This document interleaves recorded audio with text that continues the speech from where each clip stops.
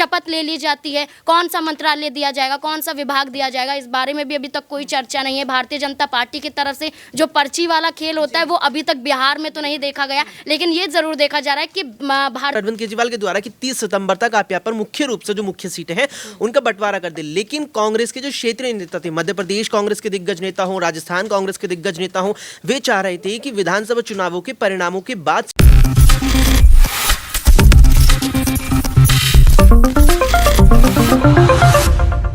नमस्कार, next 9 news देख रहे हैं आप और मैं हूं आपके साथ प्रज्ञा सिंह। बिहार में बड़ा तख्ता पलट हुआ और मुख्यमंत्री पद छोड़ने वाले नीतीश कुमार एक बार फिर से मुख्यमंत्री ही बन गए।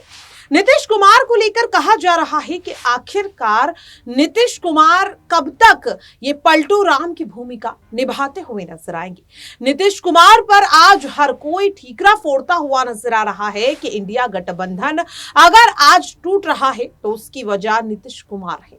लेकिन सवाल यह है कि आखिरकार कांग्रेस पार्टी अपनी गलती कब मानेगी, क्योंकि अगर सवाल बार बार पूछा जाए इस मुद्दे को लेकर कि आखिरकार वो क्या वजह है, क्यों नीतीश कुमार ने बगावत की, क्यों नीतीश कुमार ने लोकसभा चुनाव से ठीक पहले न केवल बिहार में तख्ता पलट किया बल्कि एनडीए का दामन थामते हुए विपक्षी गठबंधन को पूरी तरह से यहां पर तोड़ने का काम कर दिया। सवाल लगातार ये बन रहा है कि जहां एक और आरजेडी से बार बार ये दावा किया जा रहा है कि अभी खेल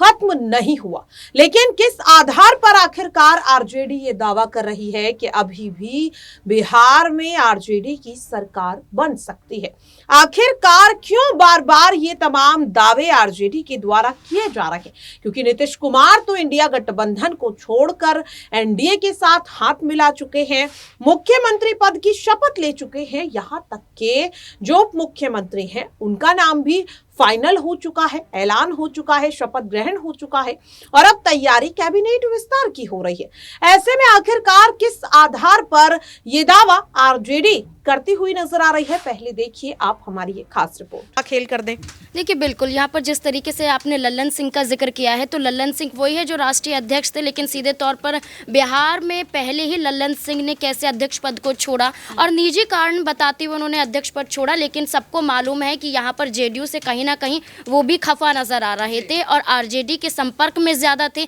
वो यही चाहते थे कि तेजस्वी यादव मुख्यमंत्री के रूप में यहाँ पर बिहार में नजर आए, तो वही कवायद में लगे हैं। आप देखिए यहाँ 12 विधायक बता रहे हैं, 8 विधायक भी यहाँ पर आ जाते हैं तो सीधे सीधे तौर पर आरजेडी की सरकार बनना यहाँ पर तय माना जाएगा। अभी तो कैबिनेट का विस्तार भी नहीं हुआ है। अगर विधायकों की तोड़ हो जाती है, यहाँ पर आरजेडी विधायकों को अपने संपर्क में ले लेती है, चाहे लल्लन सिंह के बदौलत चाहे अपनी बदौलत यहाँ पर देखा जाए, तो कोशिश यहाँ पर जारी रहेगी कि आरजेडी की भी सरकार अभी भी बन सकती है, क्योंकि अभी पूरी तरह से खेल बाकी है। जो तेजस्वी यादव ने कहा है, तेजस्वी यादव ने सिर्फ हवा में ये बातें नहीं कही हैं, इसके मायने यहाँ पर निकलते हैं, क्योंकि विधायकों को लेकर अभी भी जैसे जेडीयू अपने पाले में ला सकती है वैसे आरजेडी अभी भी ला सकते हैं। कैबिनेट का विस्तार नहीं हुआ है, सिर्फ यहाँ पर मंत्री, यहाँ पर 8 मंत्री यहाँ पर बना दिए गए हैं, शपथ ले ली जाती है, कौन सा मंत्रालय दिया जाएगा, कौन सा विभाग दिया जाएगा, इस बारे में भी अभी तक कोई चर्चा नहीं है। भारतीय जनता पार्टी की तरफ से जो पर्ची वाला खेल होता है वो अभी तक बिहार में तो नहीं देखा गया, लेकिन ये जरूर देखा जा रहा है कि भारतीय जनता पार्टी की तरफ से संदेश आएगा तो जेडीयू यहाँ पर एक्शन लेती हुई नजर आएगी। अच्छा नाज़मीन, यहाँ पर एक सवाल और रहेगा कि जिस तरीके से आपने कहा कि अभी भी बड़ा खेल हो सकता है, तो अगर ये मान लिया जाए कि तेजस्वी यादव कोई बड़ा खेल करके अपनी सरकार बना लेते हैं तो ऐसे में नीतीश कुमार का क्या होगा? क्योंकि हमेशा कहा जाता है कि अपने फायदे के लिए वो बाजी पलट देते हैं, कभी इधर चले जाते हैं, कभी उधर चले जाते हैं, लेकिन इस बड़े धोखे के बाद क्या यहाँ पर एक मौका नीतीश कुमार को बिहार की जनता देती हुई नजर आएगी या इंडिया गठबंधन देता हुआ नजर आएगा?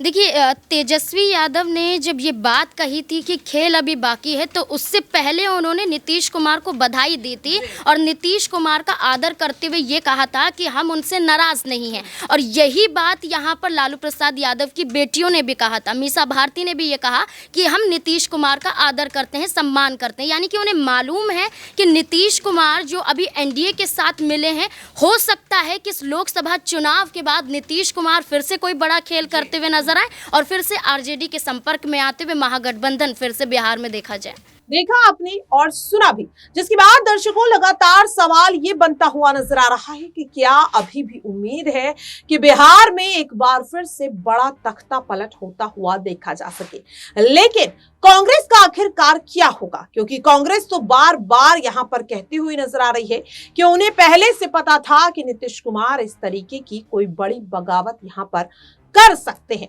लेकिन अपनी गलती को आखिरकार क्यों कांग्रेस नहीं मान रही कि अगर समय रहते इंडिया गठबंधन पर ध्यान दिया होता तो शायद आज नीतीश कुमार इस तरह से पाला बदलते हुए नजर नहीं आते। आखिरकार क्यों कांग्रेस की गलती अब बताई जा रही है इंडिया गठबंधन के टूटने को लेकर के, उसके लिए अब देखिए हमारी एक और रिपोर्ट। देखिए गठबंधन की अगर अब जाकर के स्थिति कमजोर हुई है तो ये जिम्मेदारी या कहीं कि इसका डींगरा हम यहाँ नीतीश कुमार के सर पर फोड़ेंगे तो मैं कहूँगा ये पूरी तरीके से गलत होगा। क्योंकि आप गौर कीजिए, जब विधानसभा चुनाव 5 राज्यों के थे तो उन विधानसभा चुनावों से पहले ही अखिलेश यादव, अरविंद केजरीवाल और नीतीश कुमार तक यहाँ 543 सीटों का बंटवारा चाहते थे। लगातार इस बात की मांग उठ रही थी। यहाँ पर जहाँ तक मुझे जहन में आता है 30 सितंबर यहाँ पर तारीख दी गई थी